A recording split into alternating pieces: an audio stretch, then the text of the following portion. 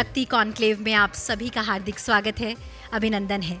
हम बढ़ चले हैं अपने अगले सत्र की ओर और ये सत्र है विमेन इन बिजनेस। मैं सादर आमंत्रित करना चाहूँगी मंच पर हमारे बीच मौजूद हैं माननीय सांसद लोकसभा श्री बैजयंत पांडा जी। आपका मैं हार्दिक स्वागत करना चाहूँगी मंच पर। साथ ही मैं मंच पर बुलाना चाहूँगी श्रीमती पूनम शर्मा जी को, जो प्रेसिडेंट हैं प्रो फिक्की की। और मैं इसके लिए अनुरोध करूंगी अर्चना मिश्रा जी आपसे कि आप मंच पर आएं और आप हमारे दोनों मेहमानों का स्वागत करें और उन्हें पुष्पगुच्छ भेंट करें, उनका अभिनंदन करें। ज़ोरदार तालियों के साथ स्वागत हमारे दोनों खास मेहमानों का जो मंचासीन हैं। व्यवसाय में महिलाओं का बहुत रोल है। यूँ तो हर फील्ड में, हर क्षेत्र में महिलाएं आगे आ रही हैं, लेकिन ये सत्र खास तौर पर विमेन इन बिजनेस पर फोकस करता है।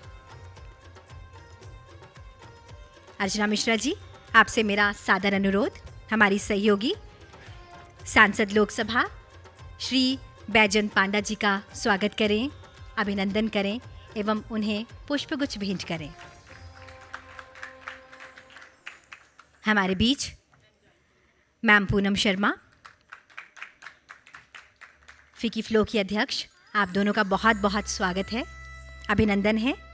इस सत्र का संचालन करने के लिए मैं मंच पर बुलाना चाहूँगी तान्या सिंघल जी को। तान्या सिंघल जी खुद प्रमाण हैं, खुद एग्जाम्पल हैं विमेन इन बिजनेस का, शक्ति का वो रूप जो व्यवसाय में नाम कमा रहा है। आइए पहले जानते हैं अपनी आज की मॉडरेटर के बारे में। कौन है तान्या सिंघल? आइए जानते हैं एक एवी के माध्यम से। Tanya Singhal is a recognized industry expert in renewable energy and climate tech with over 18 years of experience. An IIT Delhi alumni and former BCG strategist, she founded Solar Arise, raising and deploying 2,000 crore rupees for large-scale solar projects across India. She has worked closely with MNRE to shape renewable energy policies. Now she leads Mynzo Carbon, MyNet Zero, leveraging AI to drive climate consciousness. A prominent writer and sustainability thought leader, her achievements have been acknowledged with notable awards such as Fortune's 40 Under 40 and Business World's Sustainability Business Person of the Year 2023. जब महिलाएं व्यापार की दुनिया में कदम रखती हैं तो वो न केवल अर्थव्यवस्था को समृद्ध बनाती हैं, बल्कि समाज के लिए एक नए रास्ते को भी खोलती हैं। Floor is all yours, Tanya. We'd love to have a small AV for them as well. So could we please have an AV for Mr. Jay Panda and have a quick introduction. Baijayant J. Panda is the National Vice President of BJP and in charge of Assam and Delhi BJP units. A 5-time Member of Parliament, he has served in both the Rajya Sabha and Lok Sabha. A Mission Tech graduate with a background in engineering and management, he transitioned from the corporate sector to politics. J. Panda co-founded the Young Parliamentarians Forum and served as its convener. He actively champions Odisha's development and key national issues like economic growth, education, IT and data privacy. He's also authored a book by the name Lutyens Maverick.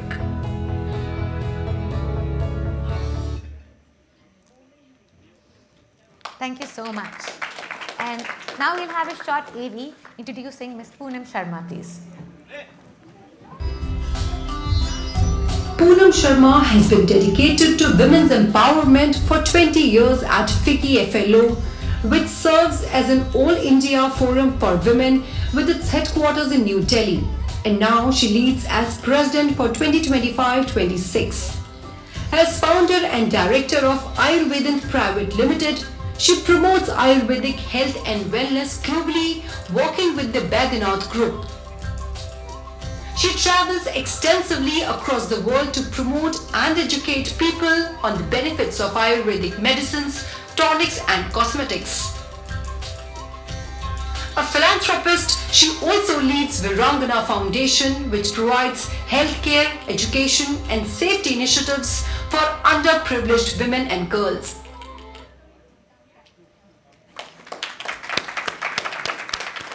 Perfect.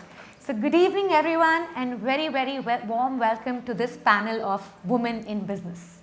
Today we are going to talk about the evolving role of women in entrepreneurship and leadership. How does this half the population of India change the face of the country, contribute to the GDP growth and drive the nation? For us it is more than just gender inequality. It's about economic prosperity that we can bring through female participation. Before we start, I will just start with one quick stat. We have seen a phenomenal growth in the female labor force participation in India, which was at 23.9% in 2017-18 and is now almost doubled to 41.7% in 2023-24. And that's thanks to the great effort that has happened over the decade by the government. I think we will focus a lot of our discussion today on how we take this number further up and get it closer to the benchmark of what male participation is at, which is at 78.8%, and bridge that gap. Also bridge the gap in terms of leadership, where we see that the global women leadership roles are at 28%, but India today is at 18%. With that background, Mr. Panda, I will start with you, sir. So, with your long standing as a 5-time MP, how have you seen on the ground impact of the women in business and leadership over the last 25 years and that trend changing beyond just the numbers? I've seen very dramatic change. Now, over the last quarter century that I've been in Parliament, I've seen first a gradual change, but especially in the last decade, a sort of a quantum jump. You referred to one of the statistics I was going to talk about, the massive jump in women's participation in the labor force. And, I trace the beginning of this quantum jump to 10, 11 years ago with Prime Minister Modi's focus on women's development, starting with the Beti Bachao, Beti Padhao Yojana, to start at the roots of the problem, at a societal level, to value women, starting with the girl child itself. And it has led to a reversal of a decades-long scourge of less girls being born because of sex selection. Yes. Now that has turned around. Now starting from that, you've got many initiatives taken by government. I want to cite two, one for rural and one for urban. So if you look at rural, the National Rural Livelihood Mission's Vitta Sakhis, it has trained 800 Vitta Sakhis. They've reached out to 20,000 women. 2,400 loans have been sanctioned. And all this leads to, entrepreneurship is not just about at the high level, not just about very successful people such as yourself and Poonam ji who are operating at the highest level. It's also about at the village level and also at the district level. Now, similarly, if you look at the urban initiatives that have been taken. So, one very interesting thing is, if you look at the Startup India Seed Fund scheme, in the last 5 years, financial assistance has been provided to many, but most important is about 1,000 of the startups that it has helped are women-led. So we have something like 70,000 startups today, which have at least one woman director recognized by the Startup India initiative. So I can go on and on about many of these, but you're beginning to see the success stories. I mean, apart from people that are here in this audience, on this panel with me, you can see the success stories when you read the news, when you look at where the VCs are looking at. You can see success stories of women across sectors and at all levels, from small, medium to very large, local, national, international. I think this is a very proud moment for Bharat. This is a turning point, and we are truly tapping the potential of half the population, which had not been the case earlier. Very, very, very brightly and well said, sir. And I think the quantum leap that you mentioned, and not just at a corporate level and a boardroom level, but at the ground, at the MSME level, is critical, because that's where the movement begins and goes forward. But if you look at this more at a challenging level, so Ms. Poonam, I'll come to you.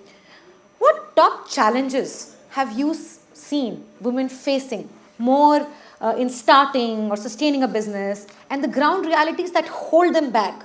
You know, the leadership stat I told you, that while globally it's 28%, in India it's only 18%.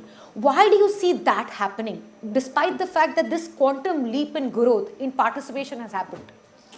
So, still today, there are many societal biases in which a lot of families feel that why should the woman work if the husband is doing well, or where will she go if at night if she has to come back. There are security issues. Then of course there is the mother guilt, where the women feel that if my children are ill, I cannot go to work, or I should not work and I should look after the family. And of course the care economy activities in which mostly women give up their jobs when somebody falls ill in the family. So apart from this, the gender parity issues, pay parity, they are not able to, they work hard, they are not able to earn as much. And also hiring. I think there is a lot of disparity in hiring, because even a lot of employers feel we will train her and then she will leave, and she will take maternity leave, then there will be other issues at home. So a lot of these biases, lack of education of opportunities, and also lack of financial and digital education.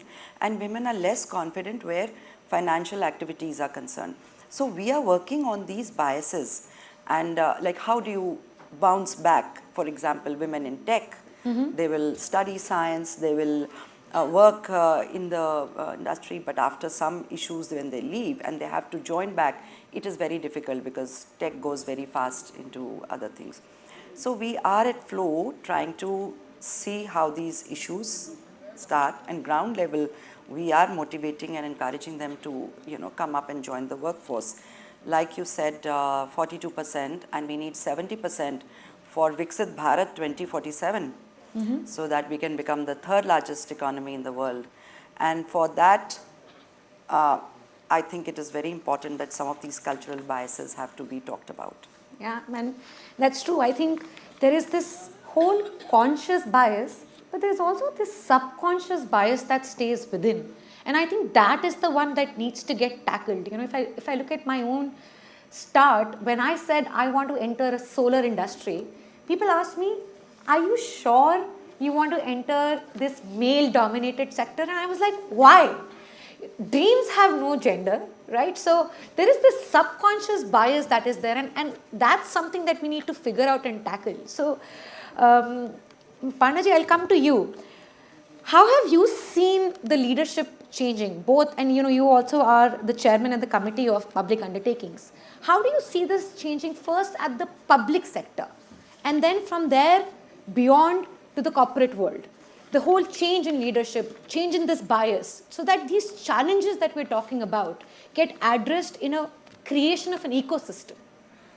The public sector in India has actually been a leader in gender equity, because the public sector has had ideals beyond the basic business purpose of an entity, which is to build value for its shareholders. So you've seen many examples of women leaders, at the State Bank of India, at many other, I can go on and name many institutions which have been led by India in the public sector. And as chairman of the Committee on Public Undertakings, we of course review the entire public sector, many different issues.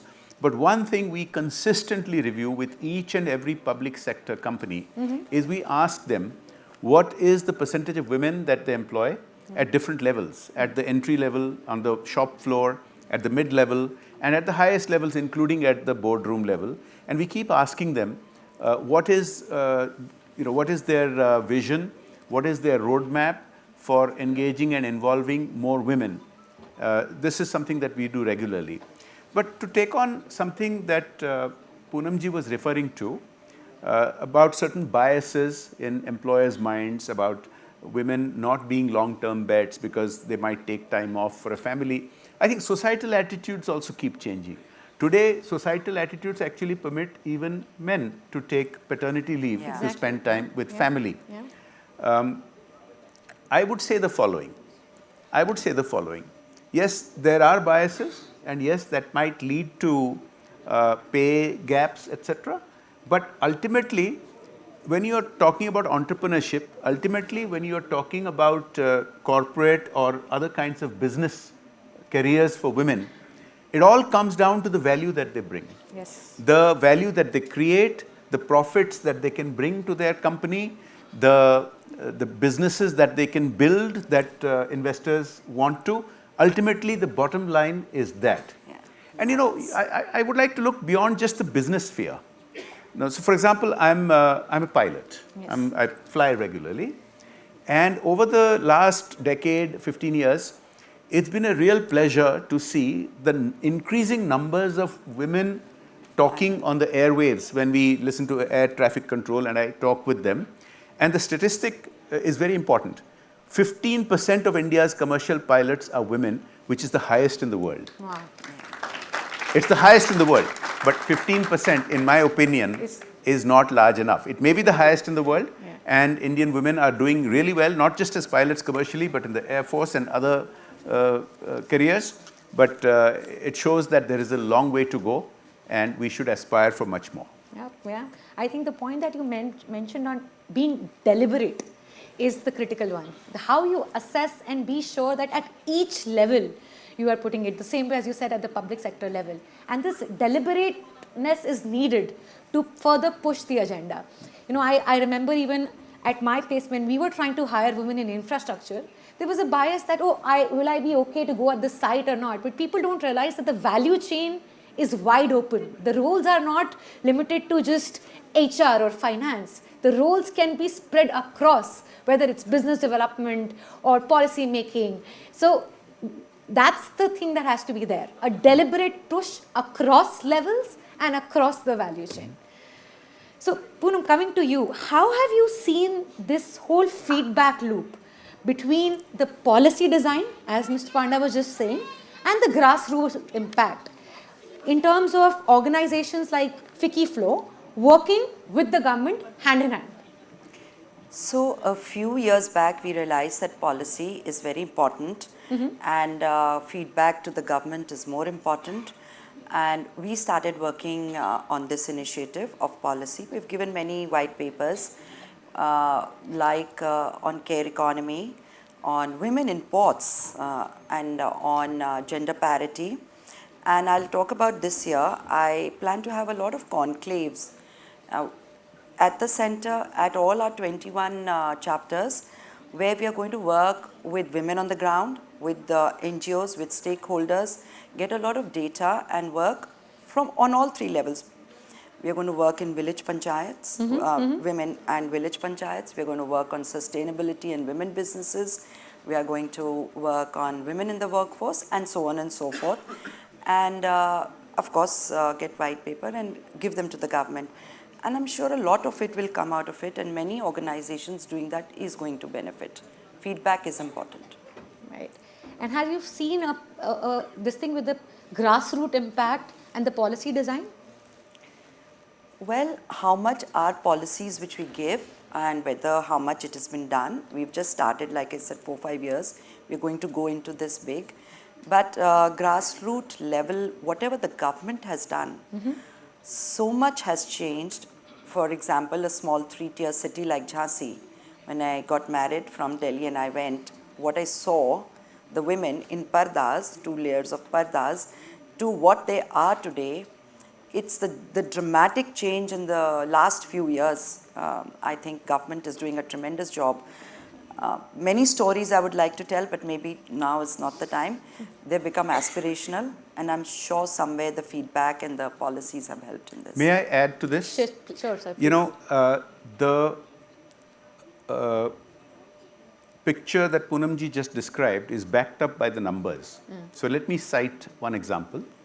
It's very well known that the Modi government's policy initiatives, one of the very major policy initiatives has been financial inclusivity. Yes. So with the JAM Trinity, with DBTs, with literally lakhs of crores of rupees of government facilitation going to citizens directly through transfers to their bank accounts rather than the old leaky system where a lot of it was lost to leakage, corruption, inefficiency, etc.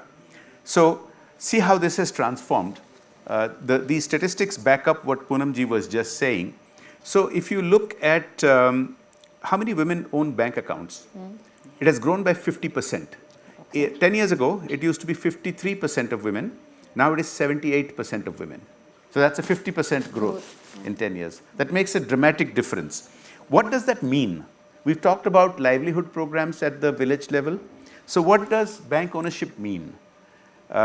It means, and this is another statistics to give you a backup, in just the last 5 years, land ownership has increased about 15%.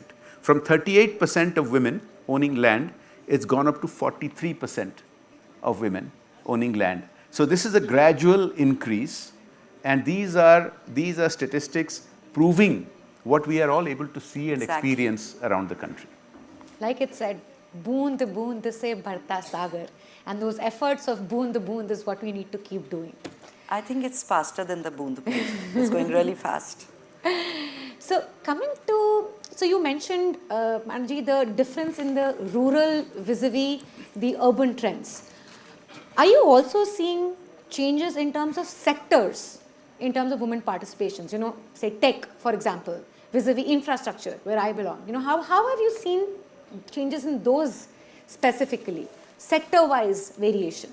I think you addressed that issue early on when you talked about your challenges, and you know, whether it is infrastructure or whether it is tech, sometimes they overlap, such as in the solar sector in which you work. Yeah. But it goes all the way down. Now, when we think of infrastructure, we typically think of these thousands of crores of projects of highways or airports. Now, yes, there are women who are leading such projects and initiating such projects. But that's not the only kind of infrastructure. If you think of the revolution that has taken place, for example, in using LED bulbs, which save a huge amount of energy and have spread light throughout villages. They didn't used to be lit, they used to be dark only a decade or so ago.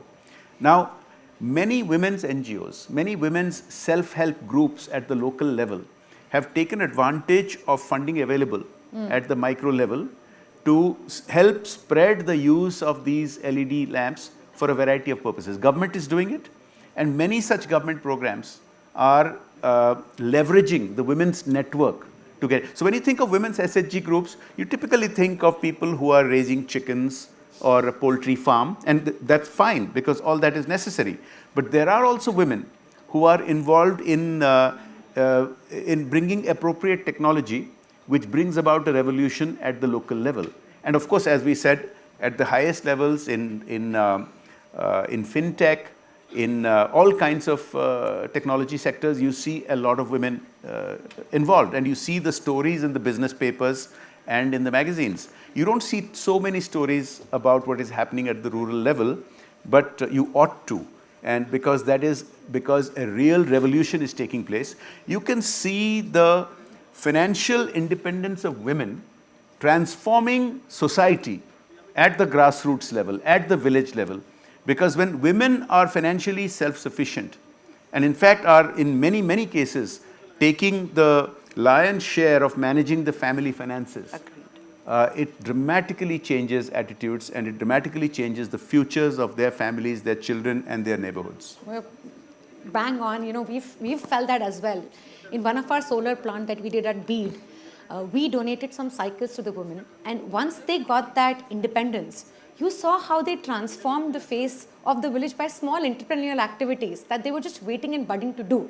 So exactly like you said, like, you know, an LED farm that you can build in to light up the whole village, microgrids. There is so much more that can be done. For you, if you look at the MSMEs, you know, one of the biggest thing that is needed at that level is skilling, mentorship, you know, support. The confidence to say that, yes, you can do it. How does FICCI Flow help in that? So skilling is very important and we have been doing skilling for many years, and this year I plan to take it big because I don't want to leave any woman behind, whether they are solopreneurs, wannabepreneurs, homepreneurs, entrepreneurs. I want skilling for every woman, skilling and upskilling. Of course, skilling will give them leverage for job seeking. But upskilling, even for MSMEs and small businesses, is going to help them innovate, keep in touch with the changing times, and maybe add new things into their enterprises. So skilling is very important, and I am taking it into sector-wise industries, the wedding industry, the other industries one by one. A lot of work has been done by us in this. Like we have tried to do the traditional one, like in Uttarakhand. We have done salons, getting women to train for salons, but we've also done, like in Chennai, auto drivers, nursings. Now, for example, I am teaching them to do Ayurvedic herbs. So we go and teach them and then we buy that back, but I want to take it in a bigger way so that they can sell to other people also. So that buyback is like a guarantee so that they can start this. And Indus, for example, manufacturing, teaching them manufacturing. Like with Indus, we have done in Bahadurgarh. So we teach these women, we skill them. Of course, they are there and they've got jobs and they've been, the pay has risen about twice what they used to have. So a lot of skilling work is going on. So not only as job seekers, but also as job providers. And also unconventional places. For example, we just talked about skilling them in tile laying. So we are trying to go into all that. So skilling, I think, is very important. And how about mentorship? Now, like for me personally, I have seen the growth that good mentorship can give you, and a good team, a good co-founders can do. So, Panda, are there any policies specifically in terms of both skilling and addressing this gap that can increase and boost the confidence even before? Because sometimes there is this bias on, will I be able to do it, to overcome that? So, in fact, there are many initiatives aimed at precisely this. I think one of the best initiatives which needs to get really talked about a lot more is the Union government's internship scheme, which provides thousands of young men and women, and of course for women it is particularly useful, to get that first leg in the door, to get internships with large companies, medium-sized companies, even really international companies like Fortune 500 companies. That internship where you get to work in a professional environment makes a huge difference, and that's how you pick up mentors. That's how your talent or your productivity gets noticed for the first time. Otherwise, you may have a very good resume on paper, and sometimes the barrier of translating that into real life experience and a real life career is harder for women. But there are many such schemes available, and because of the initiatives taken by government, there's a lot more happening. Poonam ji was talking about what Flow is doing, what FICCI is doing. There are other industry associations who also have programs to take government initiatives even further along. There are companies who do this on their own. In the CSR programs of companies, which people think of only as charity, they're not charity. Most CSR programs are actually about livelihoods. Yes. Yeah. And many of them involve skilling, and many of them involve training. So I think all of this fits into the pattern of the transformation that is taking place. I think programs like this, what we are doing on Sansad TV, is very important because awareness and knowledge about some of these opportunities which are available, I think is still not optimal. I think it needs to be advertised and discussed and word of mouth spread a lot more. So Tanya, can I also speak on mentorship?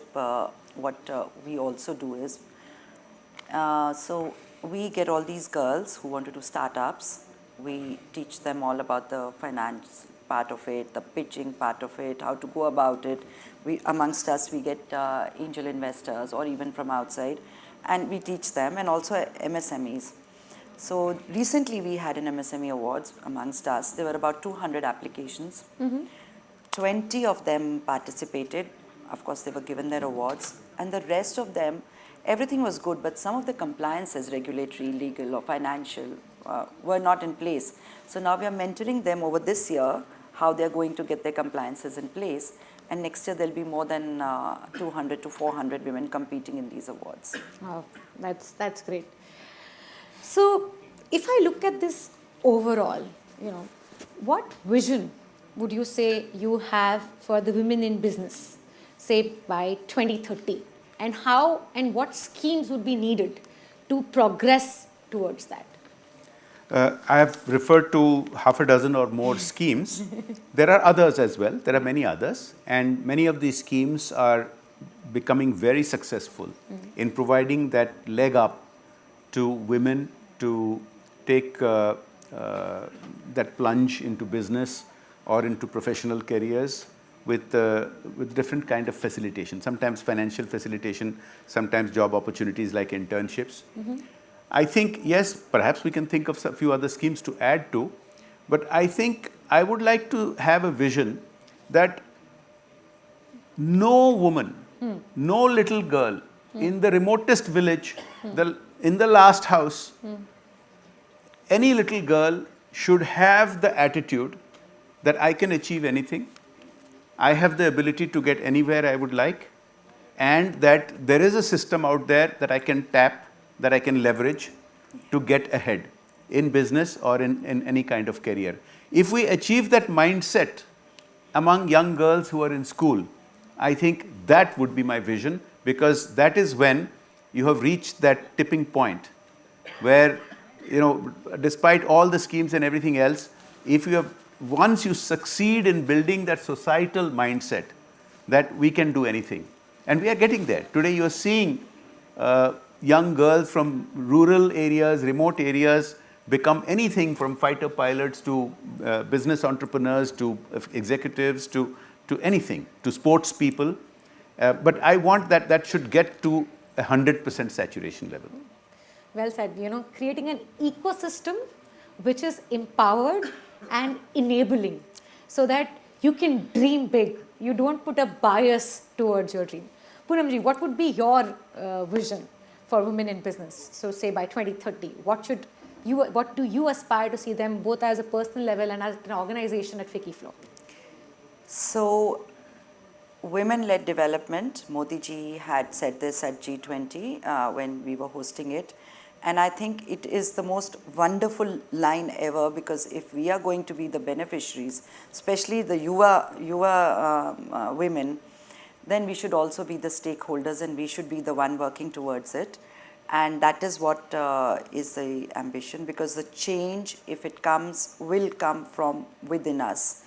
And glass ceilings will be broken. We must get women from the classrooms to the boardrooms ultimately. So this is my aim, that dream big, think big, be confident, and of course, all the best to everybody. Okay, so my one last parting question. If you had to give one message to the young girls listening to this episode, what would that be? My answer would be a follow-up to your previous question. My advice to young girls would be that we are still in that stage of development where you will still hear some people say, this is not something women are supposed to do. This is not something a girl should want to do. You will still hear some of that is changing a lot. It has changed dramatically in recent years. But you will still hear some people artificially convincing you that there is a glass ceiling, that there are things that you ought not to be doing. My advice to them would be, don't listen to them, listen to your own heart, look at the opportunities out there.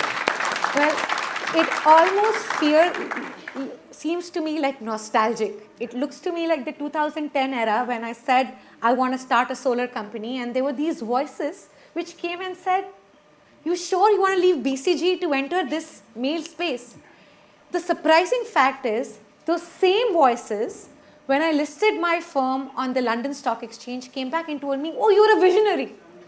So neither those voices mattered then, nor those voices matter now. And that's the point. Listen to the voice within, not that voice outside. Poonamji, for you, one message to the young girls, the audience sitting out there. So, before that, I'll tell you that we are doing the linkage between academia and government and industry and women in leadership roles. So I would really love to see women, whether they are working as gig workers or as Ayurved Veds or in any field.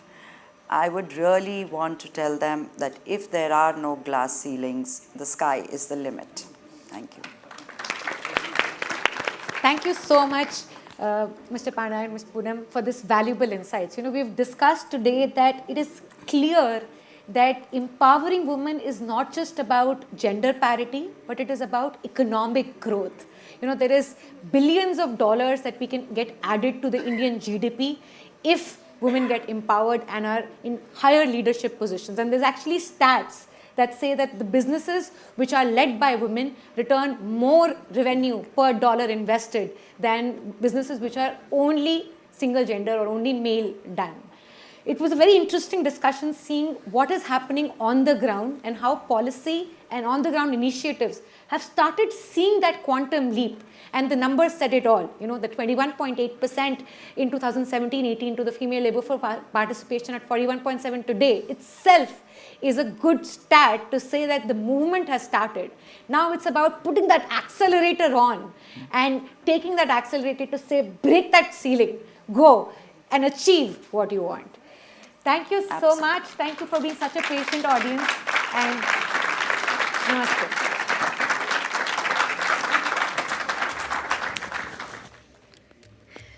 Thank you so much Tanya. सही मायने में व्यवसाय में महिलाओं की भागीदारी केवल एक अवसर नहीं है, बल्कि समाज में विकास के लिए अनिवार्यता है। और इसी के साथ हम इस सत्र के समापन की ओर आ गए हैं। मैं हार्दिक अनुरोध करूंगी हमारे सीईओ संसद टीवी और राज्यसभा सेक्रेटरी श्री राजित पुन्हानी जी से, साथ में हमारी एडिशनल सीईओ और एडिशनल सेक्रेटरी राज्यसभा आप दोनों से, कि मंचासीन हमारे मुख्य अतिथियों का सम्मान करें, आदर करें एवं संस्कार एवं परंपरा के प्रतीक सेंघोल और शॉल भेंट कर उन्हें सम्मानित करें।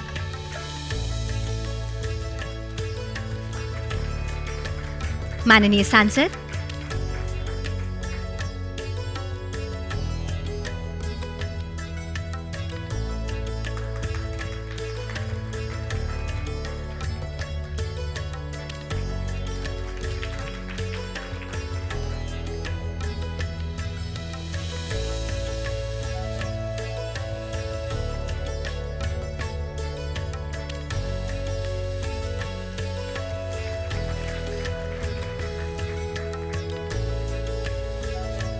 इस सत्र की हमारी संचालिका यानी हमारी मॉडरेटर नारी शक्ति का खुद प्रतीक है और वो अपनी लाइफ में बहुत कुछ ऐसा कर रही है जो हम सभी महिलाओं को इंस्पायर करता है। आपसे मेरा अनुरोध है कि इस सत्र की संचालिका यानी मॉडरेटर तान्या जी के लिए जोरदार तालियां और उन्हें भी शॉल एवं सेंघोल भेंट करने की कृपा करें।